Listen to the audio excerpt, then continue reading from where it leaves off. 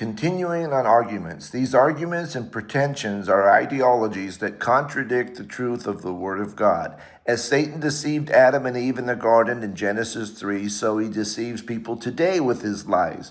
What are some of these arguments? The root of all these arguments is the lie that he told Adam and Eve. Then the serpent said to the woman, "You will not surely die, for God knows that in the day you eat of it, your eyes will be opened, and you will be like God, knowing good and evil." Genesis 3, 4, and 5. He lied to them, telling them that they would be like God, knowing good and evil. He sold them on the lie that they would be autonomous, independent of God. He implied that God was holding out on them and they would be happier if they determined morality and exercised their will in living life. Some examples of arguments and pretensions today that there is no God is atheism. Atheists set themselves up as God and put God on trial, defiantly challenge God to prove himself to them.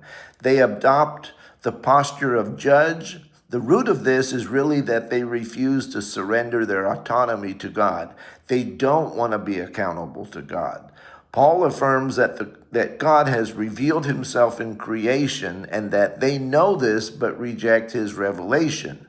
Because what may be known of God is manifest in them, for God has shown it to them. For since the creation of the world, his invisible attributes are clearly seen, being understood by the things that are made, even his eternal power and Godhead, so that they are without excuse. Because although they knew God, they did not glorify him as God, nor were they thankful, but became futile in their thoughts, and their foolish hearts were darkened. Romans 1:19-21. Their modern skepticism affirms that a claim of a supernatural God requires evidence. They state that there is no universally compelling empirical proof of God, although it is illogical to believe that the universe came from nothing.